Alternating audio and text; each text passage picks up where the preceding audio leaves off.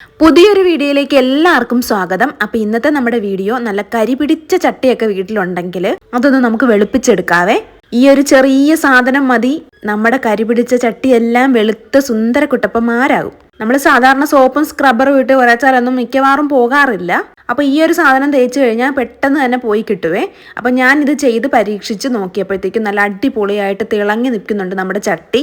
അപ്പോൾ ഇത് എങ്ങനെയാണ് ചെയ്യുന്നതെന്ന് നമുക്ക് നോക്കാം. അതിനുവേണ്ടി ഞാനിവിടെ ഒരു ചെറിയൊരു പാത്രം എടുത്തിട്ടുണ്ട്. അപ്പോൾ നമ്മളിങ്ങനെ സോപ്പൊക്കെ ഇടാൻ വേണ്ടിയിട്ട് എടുക്കുന്ന ഒരു പാത്രമില്ലേ, അതുപോലൊരു പാത്രം എടുത്തിട്ടുണ്ട്. അതിലേക്ക് ഞാൻ ചേർക്കുന്നത് 1 ടേബിൾ സ്പൂൺ സോപ്പ് പൊടിയാണ്. സോപ്പ് പൊടിയുടെ കൂടെ ഒരു ഇച്ചിരി പേസ്റ്റും കൂടെ ഞാൻ ചേർക്കുന്നുണ്ട് കേട്ടോ. അപ്പോൾ പേസ്റ്റിൻ്റെ അളവ് ഞാനിവിടെ എടുത്തിരിക്കുന്ന അത്രയുമാണ്. നമ്മൾ സാധാരണ ബ്രഷ് ചെയ്യാൻ ഉപയോഗിക്കുന്നില്ലേ, അതുപോലെ തന്നെ നമ്മൾ എടുക്കുക.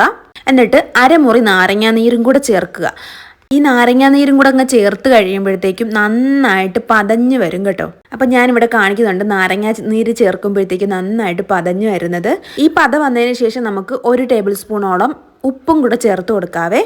ഉപ്പും കൂടെ ചേർത്ത് കഴിഞ്ഞാൽ നമ്മുടെ സാധനങ്ങളെല്ലാം റെഡി ആയിട്ടുണ്ട്. അപ്പോൾ സ്പൂണിൻ്റെ അളവ് ഞാനിവിടെ കാണിച്ചിട്ടുണ്ട് കേട്ടോ. അപ്പോൾ ഇനി ഉപ്പും കൂടെ ചേർത്തിട്ട് നന്നായിട്ട് നമുക്കിതെല്ലാം ഒന്ന് മിക്സ് ചെയ്തെടുക്കാവേ. ഇനി നമുക്ക് വേണ്ടത് സ്ക്രബ്ബറാണേ. നമ്മൾ ഇങ്ങനെയുള്ള കാര്യങ്ങൾ ചെയ്യാൻ വേണ്ടിയിട്ട് പ്രത്യേകം ഒരു സ്ക്രബ്ബർ റെഡിയാക്കി വെക്കുന്നത് നല്ലതായിരിക്കും. ഈ വക കാര്യങ്ങൾക്ക് വേണ്ടിയിട്ട് നമുക്ക് ഒരു സ്ക്രബ്ബർ അത്യാവശ്യമാണ്. അപ്പോൾ ഞാനിവിടെ ഒരു സ്ക്രബ്ബർ എടുത്തിട്ടുണ്ട്. അപ്പോൾ അത് വെച്ച് ഞാൻ ആ മിക്സ് ചെയ്ത് നമ്മുടെ കൂട്ടും ഇതുമായിട്ടൊന്ന് മിക്സ് ചെയ്തിട്ട് നമ്മുടെ ചട്ടിയിലൊന്ന് തേച്ച് പിടിപ്പിക്കുവാണ്. അപ്പോൾ കുറേശ്ശെയായിട്ട് ഞാനൊന്ന് തേച്ച് വിടുവാണ്.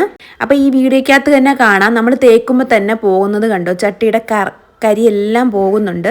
സാധാരണ നമ്മൾ എപ്പോഴും ചട്ടിയൊക്കെ കഴുകാനായിട്ട് ഉൾഭാഗം കഴുകും, അടിഭാഗം വലിയ രീതിയിൽ ശ്രദ്ധിക്കാറില്ല. ഈ കരി വന്ന ഭാഗങ്ങൾ നമ്മൾ ശ്രദ്ധിക്കാറില്ല.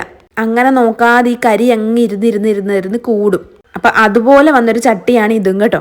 ഞാൻ ഇത് എല്ലാം ഒന്ന് ഉരച്ച് വൃത്തിയാക്കി തേച്ച് കഴുകി എടുക്കുന്നുണ്ടേ. എൻ്റെ കയ്യിലിരിക്കുന്ന സ്ക്രബ്ബർ ഒരു ചെറിയ സ്ക്രബ്ബറാണ്. ഇങ്ങനെയുള്ള ആവശ്യങ്ങൾക്ക് വേണ്ടിയിട്ട് ഉപയോഗിക്കുന്ന ഒരു സ്ക്രബ്ബറാണ്.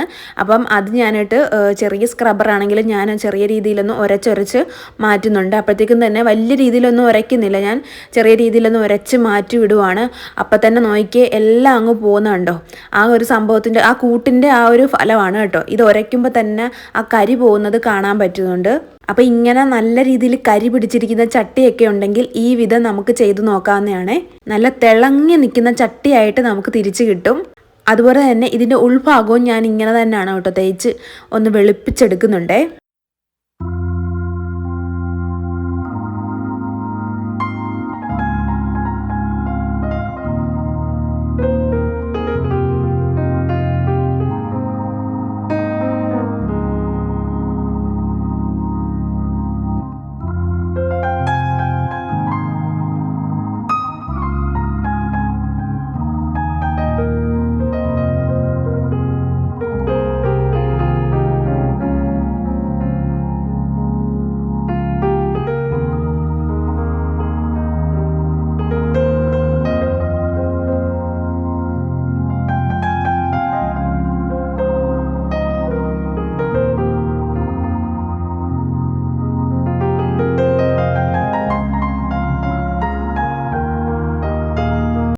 അപ്പോൾ ഇനി നമുക്ക് ഇതിൻ്റെ ഉൾഭാഗം കൂടെ ഒന്ന് തേച്ച് വൃത്തിയാക്കി എടുക്കാം.